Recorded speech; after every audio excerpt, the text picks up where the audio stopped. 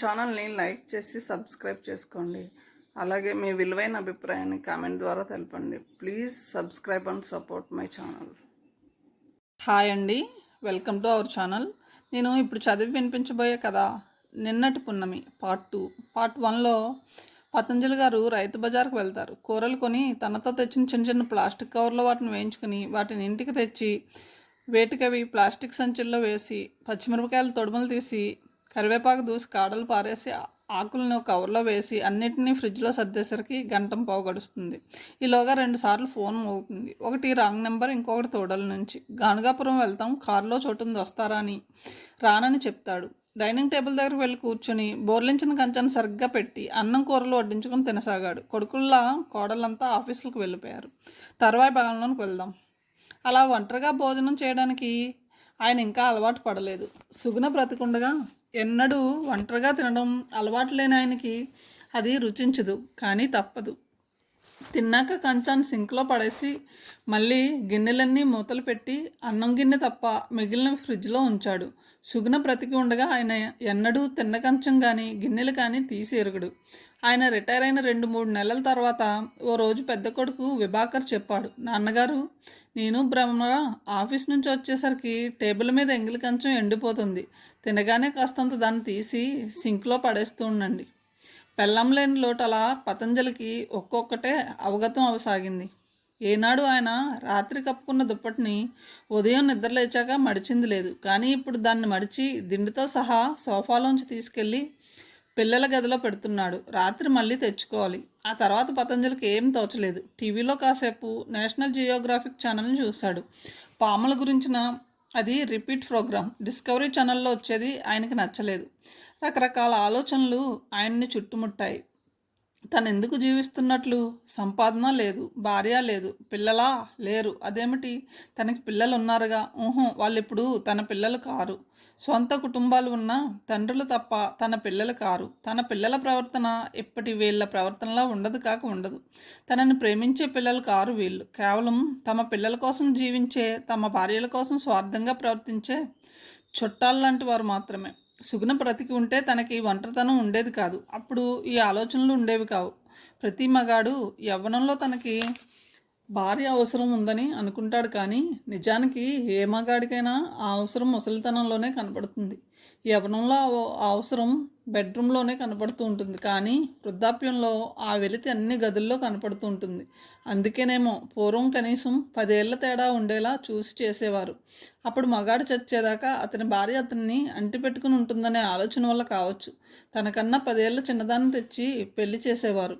పతంజలికి గత రాత్రి తను నోట్ చేసుకున్న ఎస్కే డిటెక్టివ్ ఏజెన్సీ గురించి గుర్తొచ్చింది. లేచి తన డైరీ తీసి అందులో నోట్ చేసుకున్న ఫోన్ నెంబర్ చూసి డయల్ చేశాడు. Hello, SK agency here. ఓ అమ్మాయి శ్రావ్యమైన కంఠం వినిపించింది. తెలుగు వచ్చా అమ్మా? పతంజలి అడిగాడు. వచ్చండి. ఏం లేదు, ఫీల్ ఎట్ హోమ్ ఇన్ తెలుగమ్మా. మీ ప్రకటన చూసి ఫోన్ చేస్తున్నాను. నాకు అర్థం కాలేదు అది. మీరేం చేస్తుంటారు? రిటైర్ అయ్యి ఇంట్లో ఉంటున్నాను. పేరు? పతంజలి. 1 సెకండ్, మా చీఫ్కి కనెక్షన్ ఇస్తాను, లైన్లో ఉండండి. కాసేపు మ్యూజిక్ వినిపించింది. తర్వాత ఓ మగ కంఠం గంభీరంగా వినిపించింది. Yes mister Patanjali, may I help you? నేను తెలుగువాడినే. మాయం అవ్వాలనుకునే వాళ్ళకి మీరు సహాయం చేస్తామన్న ప్రకటన చూశాను. మాయం అవడం అంటే ఉన్న చోట నుంచి పూర్తిగా మాయం అవడమేనా? అవును. ఇక అయిన వాళ్ళు వెతికినా మీరు వారికి కనిపించరు. పతంజలి కొద్ది క్షణాలు ఆలోచించాడు. అందుకు ఎంత ఛార్జ్ చేస్తారు? అది పనిని బట్టి ఉంటుంది.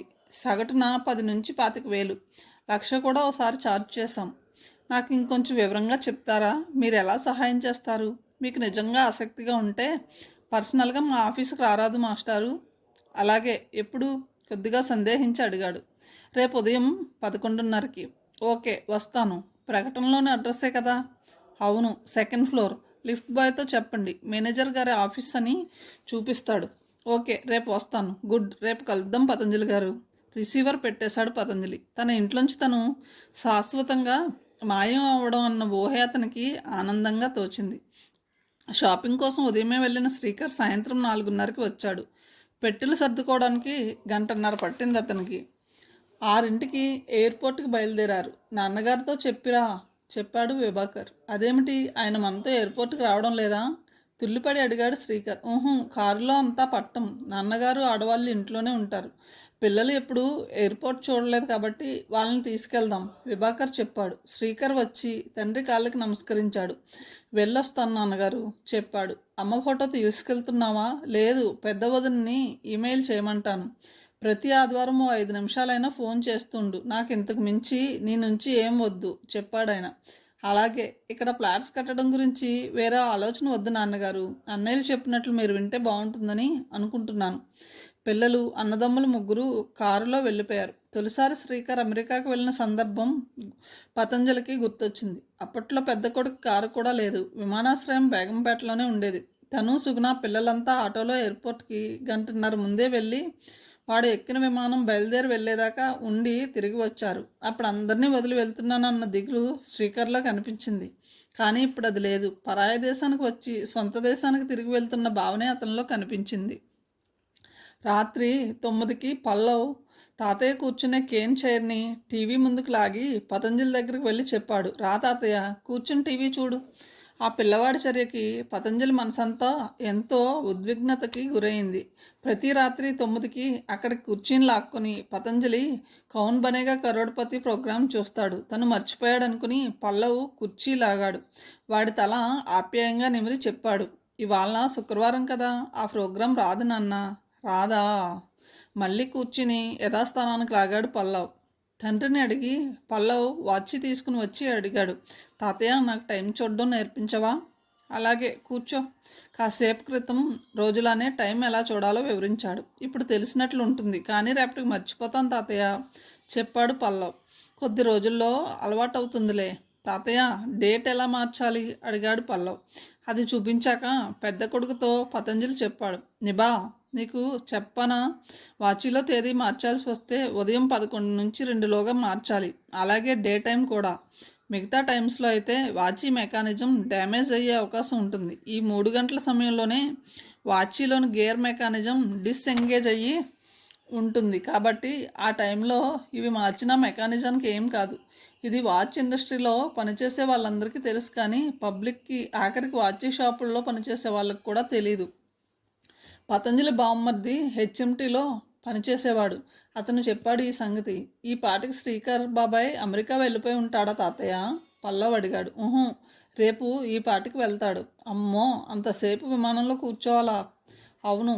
వాళ్ళకి నిద్ర వచ్చేదాకా పతంజలి వాళ్ళతో కాలక్షేపం చేశాడు. ఆ ఇంట్లో పని ఉంటే తప్ప ఇతరులు ఎవరు పతంజలితో మాట్లాడరు. దానికి కారణం కొంతదాకా పతంజలే. వాళ్ళకి ఏం చెప్పాలన్నా సుగుణతో చెప్పి ఆమె ద్వారా వాళ్ళకి చెప్పించేవాడు. వాళ్ళకి తల్లి దగ్గర ఉన్న దగ్గరతనం పతంజలితో మొదటి నుంచి లేదు. వాళ్ళలో వాళ్ళు మాట్లాడుకుంటారు తప్ప పతంజలితో ఊసిపోక మాటలు మాట్లాడరు. మనవడు మనవరాలే పతంజలితో ఆప్యాయంగా మాట్లాడేది. మేజర్ సాబ్ ఆఫీసా? అటు వెళ్ళి ఎడంవైపు తిరిగితే 2వ తలుపు నెంబర్ 204. లిఫ్ట్ అతను చెప్పిన వైపు నడిచాడు పతంజలి. ఆ తలుపుకి మారుతి ట్రావెల్ ఏజెన్సీ అనే బోర్డు ఉంది. దాని కింద ఎస్ఏ ప్రైవేట్ డిటెక్టివ్ ఏజెన్సీ అని రాసి ఉంది. పతంజలి తెరిచి ఉన్న తలుపులోంచి లోపలికి వెళ్ళాడు. రిసెప్షన్ డెస్క్ ముందు కూర్చొని ఉన్న ఓ 35 ఏళ్ళ యువతి ఆయన్ని చూసి చిన్నగా నవ్వుతూ అడిగింది. గుడ్ మార్నింగ్ సార్, మీరు పతంజలి గారా? అవునమ్మా, నిన్న నేనే ఫోన్ చేసింది. కూర్చోండి. అదే చిరునవ్వుతో ఆమె చూపించిన సోఫాలో కూర్చున్నాడు. ఆమె ఇంటర్కంలో ఏదో మాట్లాడి చెప్పింది. మేనేజర్ గారు ఆ గదిలో ఉన్నారు, వెళ్ళండి. లేచి ఆమె చేత్తో చూపించిన తలుపు వైపు నడిచాడు. ఆ తలుపు మీద మేజర్ ఏఆర్ రావ్ అన్న ప్లాస్టిక్ అక్షరాల బోర్డుని చూశాడు. రావ్ స్పెల్లింగ్ ROWగా ఉండడం గమనించాడు పతంజలి. అది ముందు హాల్ కన్నా చిన్న గది. గోడలకి అన్ని వైపులా 7 అడుగుల ఎత్తున కర్టెన్లు ఉన్నాయి. బల్ల ముందు ఒక అతను ఇన్షర్ట్ టైలు ధరించి కూర్చుని ఉన్నాడు. అతని వయసు 50 దాకా ఉంటుంది. రండి పతంజలి గారు, రండి. లేచి నిలబడి ఆప్యాయంగా ఆహ్వానించాడు. పతంజలి ఆయన బల్ల ఎదురుగా ఉన్న కుర్చీ మీద కూర్చున్నాడు. ముందు ఆయనతో కరచాలనం చేసి అతను అడిగాడు. చెప్పండి, దేంట్లో పనిచేసి రిటైర్ అయ్యారు మీరు? పోస్ట్ ఆఫీస్లో పోస్ట్ మాస్టర్గా రిటైర్ అయ్యాను. Very good. ఎంతకాలమైంది రిటైర్ అయ్యి? 2 ఏళ్ళు. ఎక్కడ ఉంటున్నారు? మోతీనగర్లో. ఇప్పుడు చెప్పండి, మీరు ఎందుకు మాయమవ్వాలని అనుకుంటున్నారు? అతను ప్రశ్నించాడు. అసలు మాయమవడం అంటే ఏమిటి? ముందు నాకు ఆ వివరాలు చెప్పండి, పతంజలి ఆసక్తిగా అడిగాడు. నా పేరు రంగారావు. నేను ఆర్మీలో పనిచేసి రిటైర్ అయ్యాను. ఆర్మీ అనుభవం ఉన్న వారిలో ఎక్కువ మంది సాధారణంగా సెక్యూరిటీ జాబ్స్లో చేరుతుంటారు, లేదా సెక్యూరిటీ మనల్ని ప్రొవైడ్ చేసే కంపెనీలు నడుపుతూ ఉంటారు. కానీ నేను డిటెక్టివ్ ఏజెన్సీని స్థాపించాను. కారణం, ఆర్మీలో ఇంటెలిజెన్స్ యూనిట్లో ఎక్కువ కాలం ఉన్నాను. వెస్టర్న్ ఇన్ఫ్లుయెన్స్ మన వాళ్ళ మీద అధికంగా ఉంటుంది కదా. ఇప్పుడు చాలామంది డిటెక్టివ్ ఏజెన్సీ ఉపయోగం తెలుసుకుని వాడుకుంటున్నారు, కాబట్టి గిరాకీ బాగుందని నేను ఈ లైన్లోకి వచ్చాను. ఎక్కువగా కాబోయే అల్లుడు లేదా కోడల గురించి వివరాలు, భార్య లేదా భర్త ప్రవర్తన మీద వివరాలు అడిగే కేసులు ఎక్కువ. డిటెక్టివ్గా నవల్లో లాగా మర్డర్ కేసులు అరుదు, దొంగతనం కేసులు వస్తూ ఉంటాయి. కార్పొరేట్ క్లయింట్స్ ఎక్కువ. ఫ్యాక్టరీలో ఉద్యోగస్తులు దొంగతనం చేసే కేసులు అవి చూస్తుంటాను. మాయం అవడం గురించి చెప్పనే లేదు మీరు? దానికే వస్తున్నాను. ఇండియన్ నట్సెల్ నా గురించి చెప్పాను. పోతే కొత్తగా ఈ డిజప్సీరియన్ సెల్ని ఇంట్రడ్యూస్ చేశాను. కొందరు ఎన్నో సమస్యల్లో చిక్కుకొని ఉంటారు. వాళ్ళ మరణమే ఆ సమస్యలకి పరిష్కారం అనిపించవచ్చు.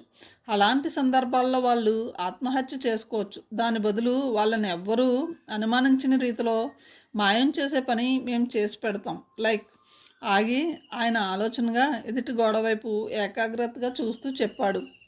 లైక్ విడాకులు ఇవ్వని భార్య నుంచి భర్త మాయమైతేనే అతనికి సుఖం అనిపించినప్పుడు అది మేము అరేంజ్ చేస్తాం. లేదా రాజకీయ లేదా సామాజిక గుండాల నుంచి తప్పించుకోవాలని అనుకునేవారు, అప్పుల బారి నుంచి పారిపోవాలని అనుకునేవారు, పెళ్లి చేసుకుందామని ఎంగేజ్మెంట్ అయ్యాక ఆ పెళ్ళికి ఇష్టపడకపోవడం లాంటివి. ఇలాంటి వారు ఎవరికి అనుమానం కలగకుండా తామున్న స్థానం నుంచి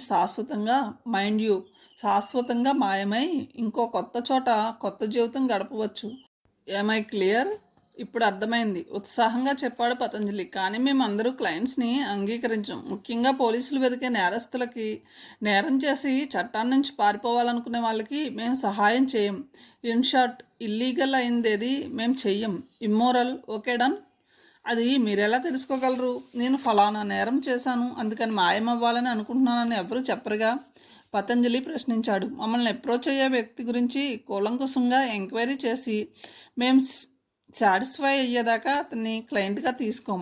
అలాగే ఈ మధ్య ఒక అతను వచ్చాడు. అతను ఏదో అప్పుల బాధలో ఉన్నానని చెప్పాడు. కానీ మా ఎంక్వైరీలో అతను పనిచేసే బ్యాంకులో మాయమైన డిమాండ్ డ్రాఫ్ట్ పుస్తకం కేసులో అతను అనుమానితుల్లో ఒకడని తెలిసింది. సో అతనికి ఆ విషయం చెప్పి గుడ్ బై చెప్పేశాం.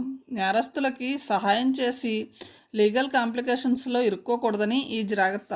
ఒకవేళ మీరు మాయం చేసిన వ్యక్తి తర్వాత నేరస్తుడని తేలితే మేము అతని గురించి క్షుణ్ణంగా పరిశోధించకపోతేనే అలా జరుగుతుంది. అతను ఏ కేసులో అయినా అనుమానితుడైతే అది సాధారణంగా మా పరిశోధనలో మాకు తెలియకుండా ఉండదు. ఇక్కడ మాయమై ఎక్కడ ఏ పేరుతో తేలుతాడో, అక్కడికి ఎలా వెళ్తాడో మా రికార్డుల్లో ఉంటుంది. అతని ట్రావెల్ ఏర్పాట్లు మేమే చేస్తాం. మీరు చెప్పిందే జరిగితే పోలీసులకు స్వయంగా మేమే అతని వివరాలని అందిస్తాం. యాజ్ ఐ సెడ్, లీగల్ కాంప్లికేషన్స్ని ఇన్వైట్ చేయం. నా మరో ప్రొఫెషన్ ట్రావెల్ ఏజెన్సీ. బయట బోర్డు చూసే ఉంటారు. మారుతి ట్రావెల్ ఏజెన్సీ ద్వారా విమానం, రైలు, బస్ టికెట్లు, హోటల్ అకామిడేషన్ బుక్ చేసుకోవచ్చు. అయితే దానికి ఎక్కువ టైం కేటాయించాల్సిన పని లేదు. మిగిలిన టైంలో నా ఫ్యాషన్ అయిన సెక్యూరిటీ ఏజెన్సీని కూడా నడుపుతున్నాను. పతంజలి ఏదో ఆలోచిస్తూ ఉండడంతో అడిగాడు Rangarao. Interested, very much. Any doubts? ఎలా మాయించేస్తారు? అందుకు అనేక పద్ధతులు ఉన్నాయి. అవన్నీ ట్రేడ్ సీక్రెట్స్. ఈ వయసులో నేను మీకు పోటీగా ఇలాంటిది పెట్టబోవడం లేదు. ఉదాహరణకు ఒకటి చెప్పండి, కోరాడు పతంజలి నవ్వి. Okay, to satisfy you. ఒక అతను హంసల దీవికి తమ బంధువుల పెళ్లికి హాజరయ్యాడు. లుంగీతో, షర్ట్ జేబులో కేవలం 10 రూపాయలతో సముద్ర స్నానానికని వెళ్ళాడు. తిరిగి రాలేదు. ఆఖరిసారి ఓ గుడి దగ్గర ఆగాడని బంధువులు ఎంక్వైరీ చేస్తే తెలిసింది. ఆ తర్వాత ఏమయ్యాడో తెలియలేదు. పోలీస్ రిపోర్ట్ ఇచ్చారు, హాస్పిటల్స్ వెతికారు, అనాథ శవాల్ని చూశారు. ఎక్కడా అతని గురించి క్లూ తెలియలేదు. Missing, still missing, for ever missing. మేము అతన్ని ఆ గుడి వెనుక రహస్యంగా లోపల ఎవరున్నారో బయటికి కనపడిని నల్ల అద్దాలు గల ఓ కారులో ఎక్కించుకుని ఖమ్మం దాకా తీసుకెళ్ళి అక్కడి నుంచి అతన్ని ముందు అనుకున్న డెస్టినేషన్కి చేర్చాం. Nothing unusual. ఇలాంటి కేసులు అంటే ఇంట్లోంచి బయలుదేరి వెళ్ళిన వాళ్ళు తిరిగి రాకపోవడం అన్న సంఘటనలు మీరు ఎన్నో విని ఉంటారు. అయితే దీనికి మీ దగ్గరికి రావడం దేనికి? అదేదో మేమే అరేంజ్ చేసుకోగలం కదా అంటారా? మీరంతటా మీరే చేసుకుని చూడండి. తెలివైన ఎస్ఐ ఇట్టే మిమ్మల్ని పట్టేసుకోగలడు. మీకు తెలియకుండా మీకు సంబంధించిన క్లూలు ఎలా ఎన్ని వదులుతారో మీకే తెలీదు, కానీ వాటిని కనుక్కోవడం మాకు తెలుసు. కాబట్టి పోలీసులకు మీరు తర్వాత చిక్కకుండా ఉండేలా మీ తరపున మొత్తం మేము ప్లాన్ చేసి దాన్ని ఎగ్జిక్యూట్ చేయగలం. అందుకు మా అనుభవం ఉపయోగిస్తుంది. మా సహాయం లేకపోతే తర్వాత ఎవరైనా మిమ్మల్ని వెతుక్కుంటూ వస్తారన్న భయం జీవితాంతం మీకు ఉంటుంది. అది నిజమే. ఇప్పుడు చెప్పండి, మీరు నిజంగా మాయం అవ్వాలనుకుని వచ్చారా, లేక సరదాగా తెలుసుకోవాలనా? రంగారావు ప్రశ్నించాడు. కొద్దిసేపు తటపటాయించి పతంజలి జవాబు చెప్పాడు. నిజంగా మాయం అవ్వాలనే సంకల్పంతోనే వచ్చాను. Very good. ముందుగా ఎందుకో చెప్పండి, ఆ తర్వాత మీ కేసు తీసుకుంటామా లేదా అన్నది చెప్పగలను. నాకు చెప్పింది పూర్తిగా కాన్ఫిడెన్షియల్గా ఉంటుంది, బయటకు పొక్కదు. కాబట్టి మాకు మీరు ఏం చెప్పదలుచుకున్నా మీకు అందువల్ల హాని కలగదని నా హామీ. ఎందుకంటే డిటెక్టివ్కి కానీ లాయర్కి కానీ క్లయింట్ చెప్పేది కాన్ఫిడెన్షియల్గా ఉంచాలి అని ఎథిక్స్. ఇప్పుడు చెప్పండి, మీరు ఎందుకు మాయమవ్వాలని అనుకుంటున్నారు? రంగారావు ప్రశ్నించాడు. ఆ ప్రశ్నకి జవాబు చెప్పే ముందు పతంజలి కొద్దిసేపు మౌనంగా ఉండిపోయాడు. తర్వాత చెప్పాడు. నేను చెప్పే కారణం మీకు సిల్లీగా ఉండొచ్చు, నాకు ఎలా ఉంటుందని పట్టించుకోకండి. నిజం చెప్పండి చాలు. ఎంత సిల్లీగా ఉన్నా అది సబబు అయినదైతే చాలు నాకు. మరికొన్ని క్షణాలు మౌనంగా ఉండిపోయాక పతంజలి చెప్పాడు. నా పిల్లలకి శాశ్వతంగా దూరం అవ్వడానికి కారణం వాళ్లతో నాకు పొసగడం లేదు. మీకు ఎంతమంది పిల్లలు? 4, 3 కొడుకులు, 1 కూతురు. మీ కూతురికి పెళ్లి చేశారా? తండ్రిగా మీ బాధ్యతలన్నీ పూర్తి చేశారా?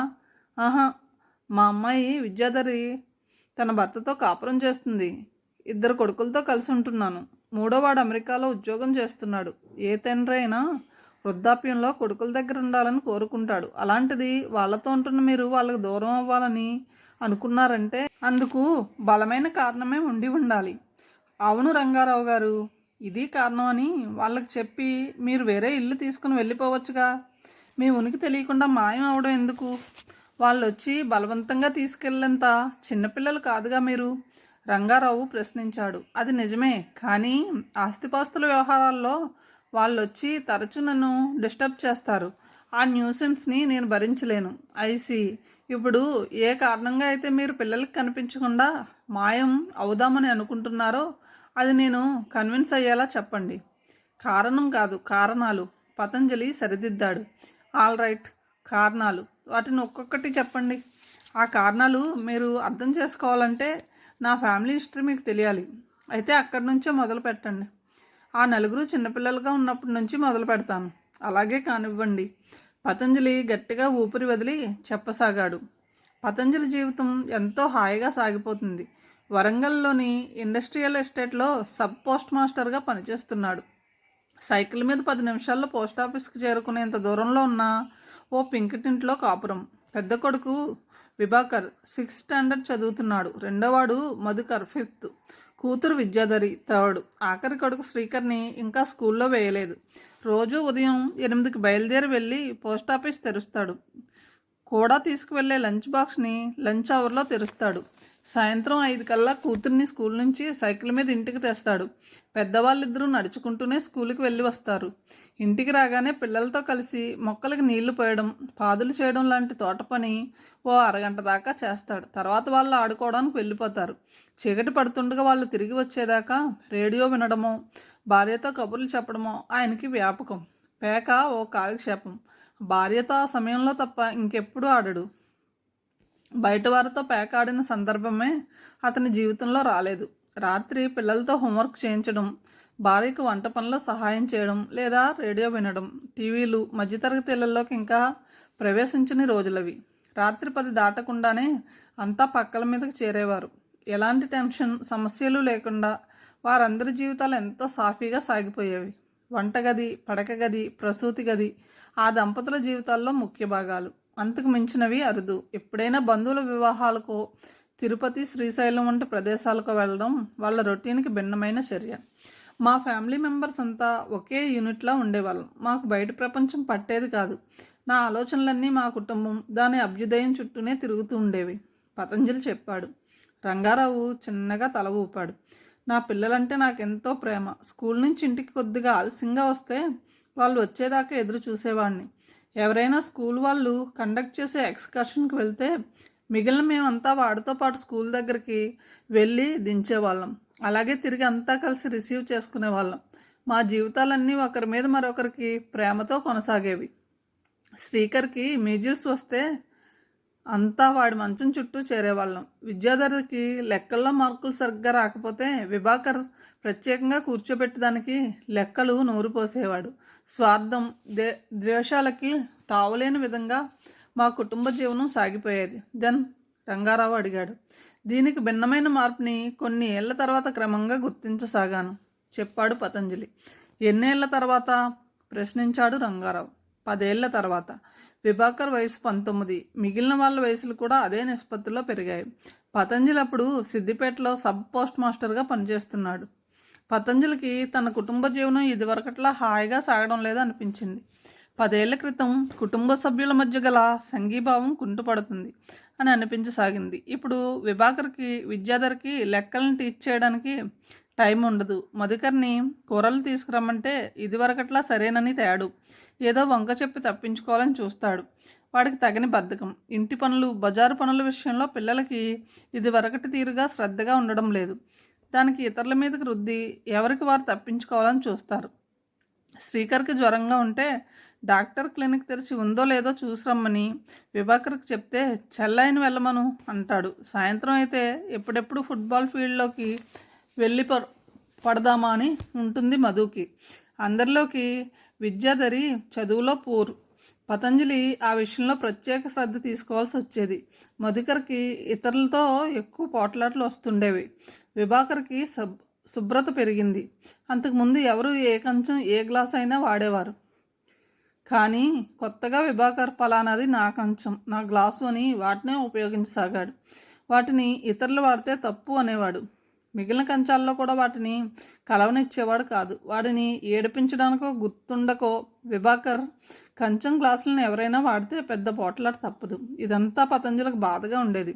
ఒక్క బాధే కాదు, క్రమేపీ తన సంతానం తన నుంచి దూరం అవుతుందన్న భావన కూడా ఆయన్ని చికాకు పెట్టసాగింది. ఇదివరకు విభాకర్, మధుకర్లు తండ్రి చెప్పిన దానికి ఎదురు చెప్పేవారు కాదు. మొక్కలకు ఉన్న ఎండుటాకులు కోద్దామంటే సరేనని వచ్చి తండ్రితో కలిసి ఆ పని చేసేవారు. కూరల మార్కెట్కి వెళ్దామంటే సంచి పట్టుకుని వచ్చేవారు. ఏం చెప్పినా సరేనని చేసేవారు. కానీ ఆ నలుగురికి 13వ వయసు దాటాక వాళ్ళని మార్పుని పతంజలి నిశ్శబ్దంగా, రహస్యంగా గుర్తించసాగాడు. ఏ పని చెప్పినా వాళ్ళ ఇష్టాల ప్రమేయం కొత్తగా చోటు చేసుకోసాగింది. వెంటనే అంగీకారం రాదు. ఉండు నాన్న, ఇప్పుడు కాదు, శ్రీకర్తో చెప్పి చేయించు నాన్న, హోంవర్క్ చేసుకోవాలి నాన్న. బదులుగా అలాంటి సమాధానాలు రాసాగాయి. గతంలో పతంజలి ఇష్టమే పిల్లల ఇష్టంగా ఉండేది. కానీ కొత్తగా వాళ్ళకి సొంత ఇష్టాలు, అయిష్టాలు పుట్టుకురావడం గమనించిన పతంజలి వాళ్ళ మీద అరిచేవాడు. ఏమిటి నీ సొంత వ్యవహారం, చెప్పింది చెయ్యి ముందు అని గద్దించి పని చేయించాల్సి వస్తుంది. అంతదాకా అతను వాళ్ళని ఎప్పుడూ తిట్టలేదు. కొత్తగా తిట్టాల్సి వస్తుందన్న బాధ కూడా పతంజలిలో మొదలైంది. మొదటి నుంచి తల్లి దగ్గర పిల్లలకు చనువు, పతంజలి అంటే భయభక్తులు ఉండేవి. తను వాళ్ళని తిట్టడంతో తన మీద వాళ్ళకి ఉన్న భయం ఎక్కువై మానసికంగా తనకు దూరం అయిపోతారేమో అనే అనుమానం కూడా పతంజలిలో మొదలైంది. తన భార్యతో ఇలాంటి మానసిక భయాలు, సందేహాలు చెప్తే సుగుణ మీదంతా పిచ్చి అనో, మీరు అన్నీ మరీ ఎక్కువ ఆలోచిస్తున్నారనో కొట్టి పారేసేది తప్ప సీరియస్గా తీసుకునేది కాదు. వాళ్ళు పెద్దయ్యాక మరో ముఖ్యమైన తేడా కూడా పతంజలి గమనించాడు. గతంలో తనతో ఎక్కువగా మాట్లాడే పిల్లలు మాటలు తగ్గించేశారు. అవసరం ఉంటేనే మాట్లాడతారు. ఏదైనా కావాలంటే వాళ్ళు చిన్నపిల్లలుగా ఉన్నప్పుడు అడిగి డిమాండ్ చేసి మరీ కొనిపించుకునేవారు. ఇప్పుడు డైరెక్ట్గా పతంజలిని అడగరు, తల్లిని అడుగుతారు. సుగుణ పతంజలితో చెప్పింది ఫలానాది విభాకర్కి కావాలని. వాడు నన్నే డైరెక్ట్గా అడగక మధ్యలో నీ రికమెండేషన్ ఏమిటి అని విసుక్కుంటే కొట్టి పారేసేది. ఒక్కోసారి పతంజలి వాళ్ళు తనకు దూరం అవడానికి కారణం తనేనా తన మనసులో ప్రశ్నించుకునేవాడు. కానీ తృప్తికరమైన సమాధానం వచ్చేది కాదు. వాళ్ళు 12 ఏళ్ళ లోపు వయసులో ఉండగా వాళ్ళ స్వభావాలు, మాటలు చూచాయిగా తెలిసేవి. కానీ ఇప్పుడు ఒక్కొక్కరి స్వభావం వాళ్ళ చర్యల ద్వారా బయటపడసాగింది. విభాకర్కి సుపీరియారిటీ కాంప్లెక్స్ అధికం. తను చెప్పినట్లే మిగిలిన వాళ్ళు వినాలన్నది అతని ధోరణి. అతని మాటని చెల్లెలు కానీ తమ్ముళ్ళు కానీ లక్ష్య పెట్టకపోతే ఘర్షణ తప్పదు. మధుకర్ ఉత్త స్వార్థపడు. అందరితో మంచిగా ఉంటూ తన స్వలాభం చూసుకుంటాడు. అన్నికి ఉన్న ధోరణే విద్యాధరికి వచ్చింది. ఇక శ్రీకర్కి అసలు ఇంటి సభ్యులు పట్టరు. బయట ఫ్రెండ్స్ ముఖ్యులుగా ప్రవర్తిస్తాడు. తోటి ఫ్రెండ్స్ని సైకిల్ మీద ఎక్కించుకుని దూరంగా ఉండేవాడి ఇంటి దగ్గర దింపుతాడు. కానీ అందులో పావు వంతు దూరం లేని దుకాణం నుంచి అరబస్తా బియ్యం ఇంటికి తీసుకురమ్మంటే కాళ్ళు నొప్పి కుదరదు అంటాడు. నలుగురిలో ఎవరిది మనకు పనికి వచ్చే స్వభావం కాదు. పతంజలి విసుక్కుంటాడు. సుగుణ నవ్వి చెప్తుంది, మా అక్కయ్య పిల్లల కన్నా నయమే, అందుకు సంతోషించండి. పతంజలి చెప్పడం ఆపితే రంగారావు చెప్పాడు, సో మీ పిల్లలు టీన్స్లోకి వచ్చేసరికి వాళ్ళు మీ నుంచి బాగా దూరం అయిపోయారన్నమాట. అవును. ఆ తర్వాత రంగారావు ఆసక్తిగా అడిగాడు. తిరిగి పతంజలి చెప్పడం ఆరంభించాడు. స్వభావరీత్యా నేను సెన్సిటివ్ని అంటుంది మా ఆవిడ. కావచ్చు. చిన్నపిల్లలుగా ఉండగా పిల్లలు తండ్రికి బాగా దగ్గరగా ఉండి ప్రేమగా ఉంటారు. కానీ పెద్దయ్యే కొద్దీ వారికి వ్యాపకాలు పెరిగి తండ్రికి ఇదివరకు ఇచ్చినంత ప్రాముఖ్యతని ఇవ్వరు. 5th క్లాస్ చదివే కూతురు తనకి క్లాస్ ఫస్ట్ వస్తే సంగతి తన తండ్రికి ఆనందంగా చెప్పి ఐస్ క్రీమో మరోటో కొనిపించుకుంటుంది. అదే బీఎస్సీలో ఫస్ట్ క్లాస్ వచ్చిన కూతురు ఆ సంగతి తన మిత్రులందరికీ చెప్పి వాళ్ళకి పిజ్జా కోకులు ట్రీట్గా ఇచ్చి తర్వాత ఎప్పుడో తండ్రికి తెలియజేస్తుంది. బట్ పిల్లలు ఇలా క్రమేపీ తనకి దూరం అవుతుండడం సహజం అని దాన్ని నేను మామూలుగా తీసుకోలేకపోయేవాడిని. తండ్రిగా పిల్లలకి మీ ఇంపార్టెన్స్ తగ్గుతుందన్న బాధ కనిపిస్తుంది నాకు. రంగారావు చెప్పాడు. బాధ అనే పదం కరెక్ట్గానే వాడారు, కానీ ఇంపార్టెన్స్ అన్న పదం కరెక్ట్ కాదు. తండ్రిగా వాళ్ళు నన్ను గతంలోలా ప్రేమించడం లేదన్న బాధ కలుగుతూ ఉండేది. అయితే నేను ఆ సంగతి నా భార్యతో చర్చిస్తే మీరు మరీ సెన్సిటివ్ అని కొట్టి పారేసేది. May I? రంగారావు ఓ సిగరెట్ని చూపించి అడిగాడు. తల ఊపాడు పతంజలి. మిలిటరీలో ఉండగా ఇది అలవాటైంది. అతను సిగరెట్ ముట్టించాక పతంజలి మళ్ళీ చెప్పసాగాడు. పిల్లలు క్రమంగా తనతో సంభాషణ తగ్గించేశారన్న సంగతి పతంజలి స్పష్టంగా గుర్తించాడు. కానీ సుగుణతో మాత్రం మామూలుగానే ప్రవర్తించేవారు.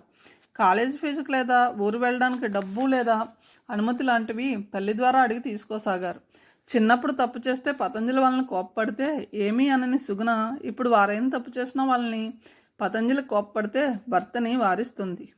మధునేమో అనకండి, చిన్నబుచ్చుకుంటాడని, వాళ్ళు పెద్దవాళ్ళు అయ్యారు, తిరిగి ఇంకో మాట అంటే వాళ్ళని పట్టించుకోకుండానో లేదా వాళ్ళు చేసిన తప్పుని ఎందుకు పట్టించుకోకూడదో వివరణ ఇచ్చి సుగుణ పతంజలి నోరు నొక్కేసాగింది. ఇలాంటి అనేక చిన్న పెద్ద సంఘటనల ద్వారా పతంజలి ఓ నిర్ణయానికి వచ్చేశాడు. తన పిల్లలు ఇక మీదట ఎంతమాత్రం తన పిల్లలు కారని, వాళ్ళని ఏదైనా అనే హక్కును తను కోల్పోయాడని. దాంతో వాళ్ళ విషయంలో ఉదాసీనంగా ఉండసాగాడు. అప్పుడప్పుడు పతంజలి కన్నందుకు తను వాళ్ళు కోరిన మొత్తం ఇచ్చేందుకు సంపాదించే యంత్రంలా తనని తాను భావించుకోసాగాడు. పెద్ద కొడుకు డాక్టర్ చదవాలని ఆయన కోరిక. కానీ ఆ చదువు చదివితే అమెరికాకి వీసా దొరకదు కనుక ఇంజనీరింగ్ కోర్స్ చేయాలని విభాకర్ తిరస్కరించాడు. పెద్ద కొడుకు కాబట్టి అతని ఇంట్లో తన దగ్గరే ఉండాలనేది పతంజలి కోరిక. ఈ విషయం మీద తండ్రి కొడుకులు ఇద్దరూ తీవ్రంగా వాదించుకున్నారు. పతంజలి పట్టుదల వల్ల విభాకర్ పోస్ట్ గ్రాడ్యుయేషన్ చేశాడు. ఆ తర్వాత చాలా రోజులు విభాకర్ తండ్రితో మాట్లాడడం తగ్గించేశాడు. ఆయనకి ఎదురు పడకుండా జాగ్రత్త పడేవాడు. తన అనుభవంతో తన తెలివితేటలతో వాళ్ళ జీవితంలో చక్కటి మార్గంలోకి వచ్చేలా సహాయపడాలన్న పతంజలి తపనగానే మిగిలిపోయింది. ఆయనకు ఉన్న భావాలకు పూర్తిగా విరుద్ధ భావాలు గల పిల్లలకి తండ్రి సలహాలు రుచించేవి కావు. వాళ్ళు తనకేం తెలియదని పాత తరం వాడి కింద తనని జమ కట్టేశారని వారు సరదాకి తన మీద వేసిన జోక్స్ ద్వారా గుర్తించాక పతంజలి వాళ్ళు తప్పు చేస్తున్నారని తెలిసి కూడా నిశ్శబ్దంగా ఉండిపోవడం నేర్చుకున్నాడు. ఓ రోజు సుగుణ చెప్పింది, విద్యాధరి దాని ఫ్రెండ్స్ మాట్లాడుకుంటున్నప్పుడు మీరు ఆ గదిలోంచి వచ్చేయండి. అదేం? తెల్లబోయాడాయన. మీరుంటే వాళ్ళు స్వేచ్ఛగా మాట్లాడుకోలేకపోతున్నారట. పిల్లల విషయంలో ఇలాంటి అనేక సంఘటనలు చవిచూశాక పతంజలి వాళ్ళ విషయంలో మానసికంగా పూర్తిగా విత్డ్రా అయిపోయాడు. వాళ్ళ చదువులు పూర్తయ్యాయి, ఉద్యోగాల్లో చేరారు, పెళ్ళిళ్ళు కూడా అయ్యాయి. వాళ్ళ పెళ్ళిళ్ళ విషయాల్లో పతంజలి జోక్యం చేసుకోలేదు. తల్లి పిల్లలు కలిసి నిర్ణయం తీసుకునేవారు. మధుకర్ విషయంలో అయితే కేవలం అతని నిర్ణయం మీదే అతని ప్రేమ వివాహం జరిగింది. ప్రేమ గుడ్డిది అన్న నానుడి అతని విషయంలో నిజమైంది. అలాగే పెళ్ళి కళ్ళి తరిపిస్తుంది అన్నది కూడా నిజమైంది. పెద్దవాడు సంపాదన పరుడయ్యాక పతంజలి మరో కొత్త సమస్యని ఫేస్ చేశాడు. విభాకర్ చదువు పూర్తయ్యాక కాలేజీలో లెక్చరర్గా చేరాడు. అతని సంపాదన పతంజలి జీతానికి రెట్టింపు. ఈ కొత్త సంపాదనతో విభాకర్లో అహంభావం పెరిగింది. తన కన్నా తక్కువ సంపాదించే తండ్రి మీద చిన్నచూపు ఏర్పడింది. ఇంతకాలం పనిచేశాక మా నాన్నకి వచ్చే జీతానికి నేను మొదటి ఏడు నుంచే రెట్టింపు సంపాదిస్తున్నానని 1-2 సార్లు మాటల సందర్భంలో అతను ఇతరులతో అనడం పతంజలి చెవిన పడింది. 4 ఏళ్ల తర్వాత తను పనిచేసే జాబ్కి రిజైన్ చేసి వ్యాపారపరంగా నడిపే ఓ పెద్ద ఎడ్యుకేషన్ ఇన్స్టిట్యూషన్లో విభాకర్ హెచ్చు జీతానికి చేరాడు. అప్పటికే అతనికి మంచి లెక్చరర్గా విద్యార్థుల్లో గుర్తింపు రావడంతో ఈ మార్పు జరిగింది. కారు కొన్నాడు. అతనిలోని అహంభావం మరి కాస్త పెరిగింది. మానసికంగా పతంజలి తన పెద్ద కొడుక్కి ఇంకాస్త ఎడం అయ్యాడు. రెండో కొడుకుది ఇంకో తీరు. పెళ్ళయ్యాక అతని భార్య చెప్పిందే వేదం. పెంచి పెద్ద చేసి ఇంత వాణ్ణి చేసిన తన మాటలకి విలువ ఇవ్వకపోగా అతను మధ్యలో వచ్చిన భార్య మాట జవదాటకపోవడం పతంజలికి ఇంకా బాధగా ఉంటుంది.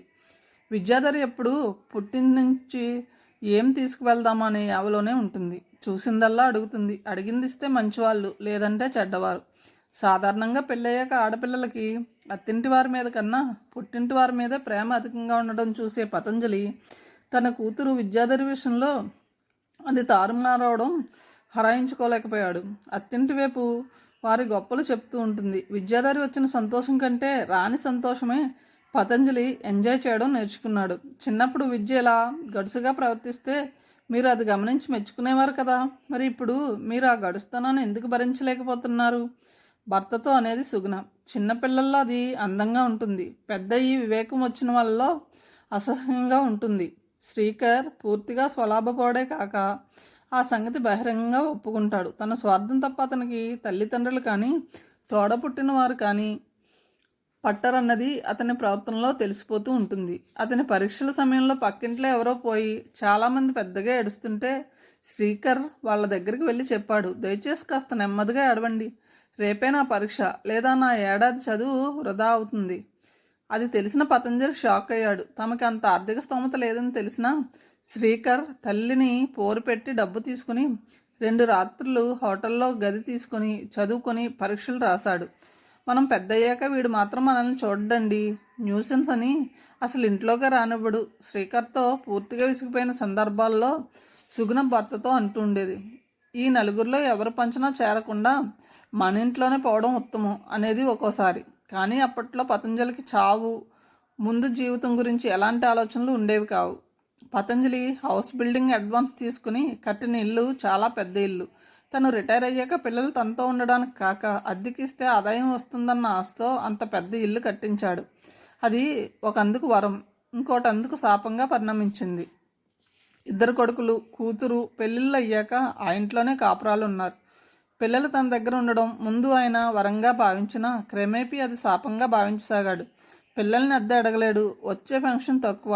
విద్యాధరిని మేడ మీద 3 గదుల పోర్షన్లోంచి ఖాళీ చేయించేదాకా మధుకర్ అతని భార్య వినతి నిద్రపోలేదు. నాన్న, విద్యాధరి వాళ్ళు మనకి ఇచ్చే అద్దె ఎంత? మధుకర్ ఒకరోజు తండ్రిని అడిగాడు. 650. ఏం? అది ఖాళీ చేస్తే ఆ పోర్షన్కి 1250 ఇవ్వడానికి అనేక మంది సిద్ధంగా ఉన్నారు. దాని మొగుడికి జీతం తక్కువ, వాళ్ళు అంతకంటే ఇచ్చుకోలేరని తక్కువ అద్దె ఇస్తున్నారు. మరో 2 రోజుల తర్వాత మధుకర్ మళ్ళీ అదే వాదన మొదలుపెట్టాడు. అది అంతకంటే ఇచ్చుకోలేదని చెప్పాగా. అంటే ఎక్కువ అద్దె వస్తే చేదా? ఆ చర్చలో పాల్గొన్న వినతి కూడా చెప్పింది. ఇంకా ఎంతకాలం? ఇప్పటికే 3 ఏళ్ళుగా ఎన్ని వేలు నష్టపోయాం. ఇలా ఎంత పెట్టినా గుర్తింపు ఉండదు. రేపు విద్యాధరికి ఏ కూతురో పుడితే ఆ మనవరాలకి ఏ మురుగులో చేస్తే గుర్తింపు ఉంటుంది. ఒరేయ్, నువ్వు పెద్దాడు ఖాళీ చేసి వేరే ఇళ్ళకి వెళ్ళిపోతే నేను మీ అమ్మ మిగులుతాం. అప్పుడు మేము 2 గదుల్లో సర్దుకుంటే ఈ ఇంటికి ఎంత అద్దె వస్తుందంటావు? పతంజలి నవ్వుతూ అడిగాడు. అదేం మాట? మాట వరుసకులే చెప్పు. ఎంత అద్దె వస్తుంది అప్పుడు? 5-6 వేలు కదా. నేను అది ఎందుకు నష్టపోతున్నాను అనుకుంటున్నావు? నా పిల్లలని. మీలాగే అది నా సంతానమేగా. మీకో న్యాయం, దానికో న్యాయం. ఏమిటి? లోకంలో కొడుకులకి అల్లుళ్ళకి ఒకే న్యాయం ఉండదు. మధుకర్ తన భార్యతో ఆ విషయం చర్చించాక మర్నాడు మళ్ళీ ఆ చర్చని లేవదీశాడు. నువ్వు ఇలా ఉపేక్షిస్తే వాళ్ళని తర్వాత లేవదీయడం కష్టం. నీ తదనంతరం ఈ పోర్షన్లో నన్ను ఉండమన్నారని చెప్పి అద్దె కట్టరు, లేవరు. బావగారు కోర్టుకు వెళ్తే ఆయన మీద మేము పోరాడడానికి ఎంత ఖర్చు అవుతుందో తెలుసా?